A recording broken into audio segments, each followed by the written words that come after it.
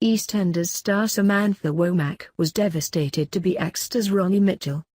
Former EastEnders star Samantha Womack has admitted that she was left devastated when she was axed as Ronnie Mitchell.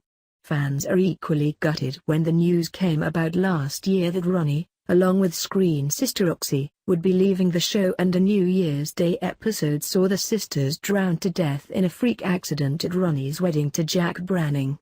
Sam hadn't been planning to leave the role, and it was during her first meeting with the then incoming producer Sean O'Connor that she learned her fate. Speaking in a televised interview with John Bishop, Sam admitted, "I was devastated because I wasn't planning to leave. I was waiting to meet the new producer. I'd heard he wanted to take it back to kind of reality, less murders. So I met him the first time and he went, 'She's too dark, so we're gonna kill her.' And I was like, what? So yeah, I had to drown myself. That was really hard, having to kill someone that I loved." Explaining his decision in the wake of the double death, Sean told Metro.co.uk in an exclusive chat, "When Ronnie and Roxy burst onto the square all those years ago, they were amazing. A real breath of fresh air, and great soap characters. But as they were so popular, they were given a huge amount of plot. By the time I arrived, the characters were exhausted. Ronnie became essentially a tragic character. Can you really see Ronnie popping into the Minute Mart for a pint of milk after sobbing her heart out after the death of yet another child? But we can with a character like Stacey, who as a character, has had time to rest between her big dramatic stories. I felt it was fairer to Sam and Rita to say you have been extraordinary for the show EastEnders legends, so we're going to make your exit a great one to remember. There was no way that the Mitchell sisters would leave in the back of a taxi. And it is hard to say goodbye to great characters and also to wonderful actors. We genuinely do think really hard about who is going, who is staying, who is dying and who isn't.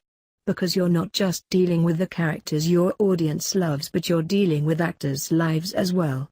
And we work with them every day, long hours, over many years, they're friends. But sometimes you have to make really tough decisions for the show because EastEnders is bigger than all of us." In her interview with comedian John, Sam also addressed the death of her father. She explained, "You can't ever come to terms with a suicide. You don't know if there was anything that you could have done to prevent it.